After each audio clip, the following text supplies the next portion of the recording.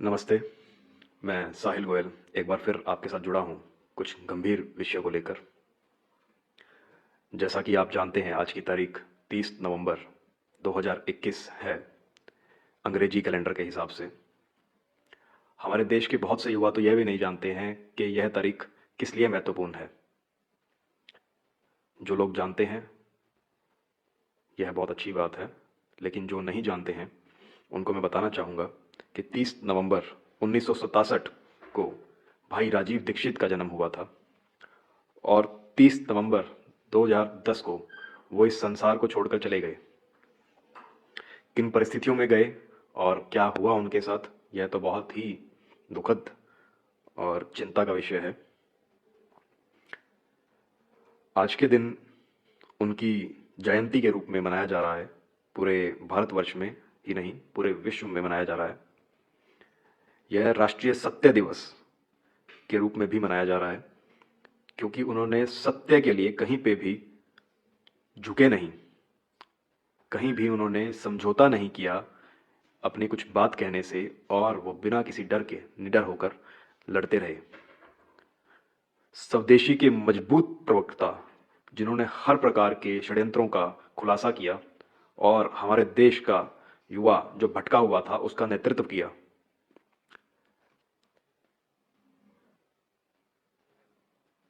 जो विदेशी षड्यंत्र चल रहे थे और जिस प्रकार से पूरे तंत्र ने भारत को गुलाम बना रखा था, उसके बारे में उन्होंने बार बार पुरजोर तरीके से उसका मुखालफत की और उसके षड्यंत्रों को खोलते रहे।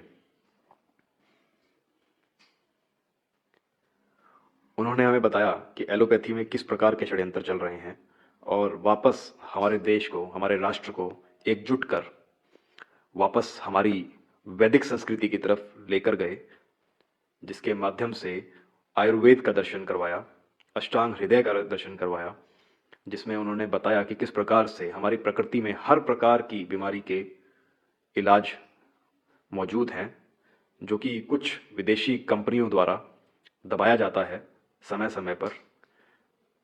क्योंकि ये विदेशी कंपनियां, ये जो विदेशी तंत्र हैं, ये हमारी जो प्राकृतिक चिकित्सा प्रणाली है उसको सदैव दबाने की कोशिश करते रहते हैं और हमारे राष्ट्र को सदैव इन्होंने कमजोर किया। इतना ही नहीं, बहुत से ऐसे राज छुपे हुए थे इन फार्मा कंपनियों के षड्यंत्रों में, जिनका राजीव भाई ने पूरी विवेकता से और पूरे हौसले के साथ आक्रमण किया उनके ऊपर। ऐसे राज का खुलासा किया जो राज छुपाए जा रहे थे। तो भाई राजीव दीक्षित को याद करते हुए और उनको नमन करते हुए कुछ पॉइंट्स मैं आपसे साझा करना चाहूँगा कि हमें क्या करना चाहिए और क्या नहीं करना चाहिए। आज के दिन हमें ज़रूरत है कुछ चीज़ों को गहराई से जानने की और समझने की। जैसे कि क्या हमें इस्तेमाल करना चाहिए और क्या नहीं इस्तेमाल करना चाहिए, किस प्रकार से हमारी चीज़ों को हमें इस्तेमाल करना चाहिए और किस प्रकार से विदेशी तंत्र से हमें छुटकारा पाना है। सबसे पहले तो मैं शुरुआत करूँगा कि मनुष्य जो होता है वो देसी अच्छा है, ना कि विदेशी बाबू। तो देसी मनुष्य अच्छा है, जो देसी हमारी स्वदेशी चिकित्सा प्रणाली से जुड़ा होगा वही अच्छा होता है, ना कि विदेशी। उसी प्रकार जो वस्त्र हैं वो भी हमारे स्वदेशी वस्त्र जो हैं वो अच्छे हैं, क्योंकि वो यहाँ के वातावरण और आसपास के पर्यावरण के अनुकूल हैं। वो हमें, हमारे शरीर को लाभ करते हैं, ना कि हानि। वहीं दूसरी तरफ जो विदेशी वस्त्र हैं वो हमारे शरीर को नुकसान पहुंचाते हैं, क्योंकि वो हमारे शरीर के अनुकूल नहीं है। जिन जिन चीज़ों का इस्तेमाल करके उन वस्त्रों को बनाया जाता है वो ज़रूरी नहीं है कि हमारे शरीर को कुछ फ़ायदा करें, जबकि वो नुकसान करते हैं। दूसरी चीज़ जो कि है गऊ, गाय, यह हमें देसी रखनी चाहिए, ना कि विदेशी। जैसी कुछ विदेशी नस्लें हैं जैसे कि जर्सी गाय, उसकी जगह हमें अपनी देसी नस्लों को रखना चाहिए और उन्हीं के द्वारा जो है दूध निकाला हुआ उसका इस्तेमाल करना चाहिए। देसी नस्लों में बहुत सी नस्लें हैं हमारे आसपास जो पुरानी पाई जाती हैं, जैसे कि साहिवाल, राठी व अन्य नस्ल।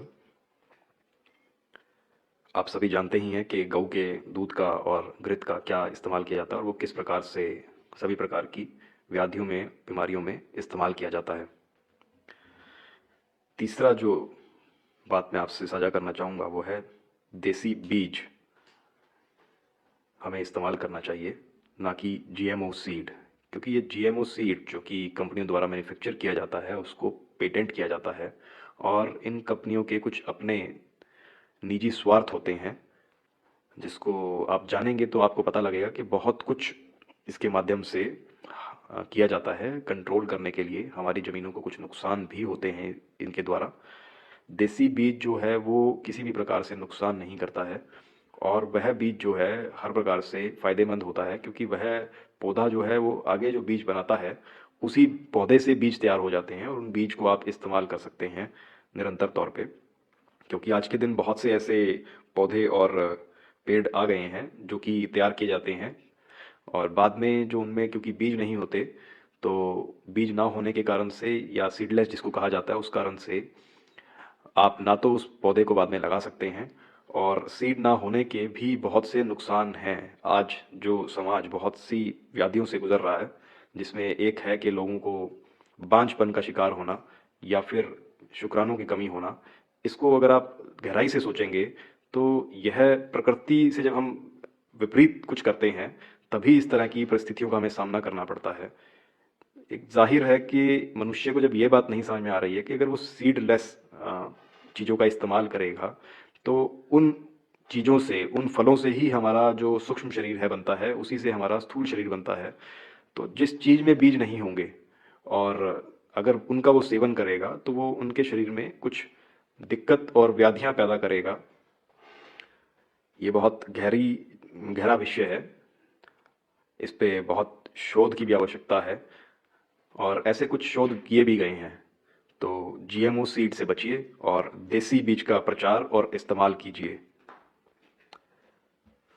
चौथा जो पॉइंट है मैं आपसे डिस्कस करना चाहूँगा वो है स्वदेशी चिकित्सा। हमारे राष्ट्र में, हमारे ग्रंथों में जो लिखा है, हमारे वेदों में जो लिखा है, वह हमारी स्वदेशी चिकित्सा प्रणाली, जैसे कि आयुर्वेद, और कई विस्तार में जो ऐसे चीज़ें लिखी गई जैसे कि अष्टांग हृदय या चरक संहिता, उन सब में इतने विस्तार में ये सब चीज़ें बताई गई हैं कि किस प्रकार से आप स्वदेशी अपने पर्यावरण की चीज़ों का इस्तेमाल करके आप कैसे अपनी चिकित्सा कर सकते हैं। हमें विदेशी तंत्र से बचने के लिए स्वदेशी चिकित्सा की तरफ मुड़ना होगा। ऐसी विदेशी तंत्र जो कि कुछ दवाइयों के नाम पे आपके शरीर को बीमार भी कर रहा है, उनके ऐसे कुछ साइड इफ़ेक्ट्स हैं जो आपको बताए नहीं जाते हैं, लेकिन क्योंकि इन कंपनियों का जो स्वार्थ है, उस स्वार्थ को लेकर वो आपको जिस प्रकार से प्रचार करती हैं, कुछ आपको बताती नहीं है कि भी क्या है इस तंत्र में और किस लिए क्या दवाई आपको दी जा रही है और उस दवाई के क्या परिणाम होंगे। ऐसा बहुत बार देखा गया है कि जो दवाइयाँ दी जाती हैं और 15-15, 20-20 साल तक वो दवाई लोग खाते हैं, और उसके बाद इस तरह की जो हैं शोध सामने आते हैं कि इससे तो कैंसर हो रहा था या अन्य प्रकार की इससे कुछ बीमारियाँ पैदा हो रही थी। ये सब चीज़ें बहुत सी कंपनीज पहले जानती हैं, लेकिन आप तक नहीं पहुंचाई जाती ये सब बातें, क्योंकि उसमें उनका स्वार्थ छुपा हुआ है। तो स्वदेशी चिकित्सा तंत्र को अपनाइए, जैसे कि आयुर्वेद, होम्योपैथी, इनको आप अपनाइए, और विदेशी जो फार्मा वाला आपका चिकित्सा तंत्र है उससे छुटकारा पाइए। क्योंकि फार्मा सिस्टम में तो बहुत सी बीमारियों का इलाज ही नहीं है, वो तो कहते हैं इलाज है, और लोग जो हैं ता जिंदगी वो सब दवाइयाँ खाते रहते हैं, और उनको जो तंत्र में डॉक्टर्स कहते हैं, और वो गुलामी करके उस तंत्र में वो सब दवाइयाँ खाते रहते हैं निरंतर तौर पे 10-10, 20-20 साल, क्योंकि वो कहते हैं कि ये इलाज, इस बीमारी का कोई इलाज तो है नहीं, लेकिन आप जो ये फार्मा कंपनियों की दवाइयाँ हैं इसको खाते रहिए। ये फार्मा कंपनियों की दवाइयाँ जो हैं एपीआई इसमें डलता है, एक्टिव फार्मास्यूटिकल इंग्रेडिएंट। आपको जानकर हैरानी होगी कि ये एपीआई जो है पेट्रोलियम बेस्ड प्रोडक्ट होता है। तो पेट्रोलियम जो रिफाइनरीज होती हैं या आपका क्रूड ऑयल जो निकलता है उसी से कुछ प्रकार के केमिकल्स से जो ये बनाया जाता है आपका एपीआई, वो आपकी फार्मास्यूटिकल गोलियों का एक मूल चीज़ होती है जिससे वो बनाया जाता है, बनाई जाती हैं। पांचवा विषय जो मैं आपके सामने साझा करना चाहूँगा कि हमें बहुत सी सफ़ेद चीज़ों से सतर्क रहना है। जैसे कि पहला है सफ़ेद चावल। तो आप सफ़ेद चावल से बचिए, इसके बहुत से नुकसान हैं। जब हम चावल के छिलके को उतारते हैं, उसके बाद जो चावल निकलता है वो थोड़ा हल्का भूरे रंग का होता है, और उस पे क्योंकि ब्रैन की एक परत होती है जो कि आपके पाचन तंत्र के लिए बहुत ही ज़रूरी होती है, जिससे उसको बहुत मदद मिलती है और उसको पाचन करने में वो एक बैलेंस्ड होता है। जितना हम नेचर में रॉ चीज़ों की तरफ जाएंगे उतना ही हमारा शरीर अच्छा चलेगा, जितनी हम चीज़ को रिफाइन करते चले जाएंगे उतना ही वो खराब करेगी। तो वाइट राइस की जगह ब्राउन राइस का इस्तेमाल कीजिए। इसी प्रकार दूसरी है वाइट शुगर, जो चीनी मिलों द्वारा चीनी बनाई जाती है, और गन्ने का इस्तेमाल करके वो एक तरफ तो चीनी बनाते हैं और दूसरी तरफ वो चीनी से जो बनने के बाद जो चीज़ बचती है उसी से वो लोग शराब बनाते हैं। तो ये पूरा तंत्र है, जिस तंत्र के बारे में बहुत से लोग नहीं जानते हैं, लेकिन उनको ये चीनी परोस दी जाती है, जबकि हमारी जो खान पान की प्रक्रिया थी हजारों सालों से, लाखों सालों से, उसमें कहीं भी इस प्रकार से शुगर, चीनी जो होती है सफ़ेद, वो कभी भी इस्तेमाल नहीं की जाती थी। वहीं उसकी जगह शक्कर और खांड का इस्तेमाल किया जाता था, जो कि प्योर होती है और बहुत ही कम रिफाइंड होती है और किसी केमिकल का प्रयोग नहीं किया जाता। क्योंकि चीनी में बहुत से ऐसे केमिकल्स इस्तेमाल किए जाते हैं जो उसको सफ़ेद करने के लिए, उसको चमकाने के लिए वो किए जाते हैं, लेकिन आप ये नहीं समझ पाते हैं कि वो चमक तो रहा है बाहर से, लेकिन आपके शरीर को वो किस प्रकार से नुकसान करता है। यह बहुत ही चिंताजनक विषय है। आप जल्द से जल्द चीनी की जगह शक्कर या खांड का इस्तेमाल शुरू कीजिए। तीसरा विषय जो है इसी चीज़ में सफ़ेद चीज़ छोड़ने के लिए, वो है सफ़ेद आयोडाइज्ड सॉल्ट। सफ़ेद नमक जो हमें आयोडाइज़्ड कहकर दिया जाता है कि यह हमारे को मदद करेगा, और आयोडीन की कमी होती है, इस प्रकार के कुछ भ्रम फैला दिए गए या कुछ इस तरह की बातें कही गई कि सभी की शरीर के अंदर आयोडीन की कमी होती है। ऐसा तो बहुत ही गलत हुआ, क्योंकि जिस प्रकार से ये सब चीज़ें फैलाई गई, आपको सेंधा नमक या फिर रॉक सॉल्ट जिसको कहते हैं, आपको वो इस्तेमाल करना चाहिए, जिसमें और भी कई तरीके के सूक्ष्म जो हैं चीज़ें होती हैं जो कि आपके शरीर के लिए बहुत ही ज़रूरी होती हैं। बहुत से ऐसे मिनरल्स और ऐसे न्यूट्रिएंट्स जो होते हैं इस नमक में होते हैं, रॉक सॉल्ट जिसको सेंधा नमक कहा जाता है या लाहौरी नमक कहा जाता है। इस प्रकार के जो नमक होते हैं जो कि प्रोसेस्ड नहीं होते, आपको वो इस्तेमाल करने चाहिए। वो आपके शरीर में सूक्ष्म स्तर पे जो भी चीज़ें हैं उनको पूर्ति करते हैं। जी। चौथा है इसमें कि सफ़ेद चीज़ क्या छोड़नी चाहिए, वह है कि आपको सफ़ेद आटे से बचना चाहिए। बारीक सफ़ेद आटे से बच के आपको मोटा पिसा आटा इस्तेमाल करना चाहिए। चाहे वो आटा किसी भी चीज़ का हो, जितना आप उसको ज़्यादा रिफ़ाइन कर देंगे, उतना ही वो आपके पाचन तंत्र को ख़राब करेगा। आपके पाचन तंत्र में जाके वो चिपक जाएगा, और चिपकने के बाद वो नहीं छूटेगा अंदर से। तो आपकी जो आंतें हैं, जो आपके शरीर की एक प्रकार से जड़ें होती हैं, जहाँ से आपका शरीर सब चीज़ों को एब्ज़ॉर्ब करता है, वो धीरे-धीरे खराब होनी शुरू हो जाती हैं। और ज़ाहिर है कि एक पौधे की जब जड़ें ही खराब हो जाएँगी, तो वो पौधा ऊपर से तो अच्छा हो नहीं सकता। तो ये बहुत ही चिंताजनक विषय है, तो मोटा पिसा आटा इस्तेमाल कीजिए। जब जड़ें आपके पौधे की ठीक होंगी, तभी पौधा सुंदर होगा। उसी प्रकार से जब आपके शरीर की जड़ें सही होंगी, तभी आपका शरीर जो है अच्छा होगा। यही कुछ विषय थे मैं आपके आपसे साझा करना चाहता था।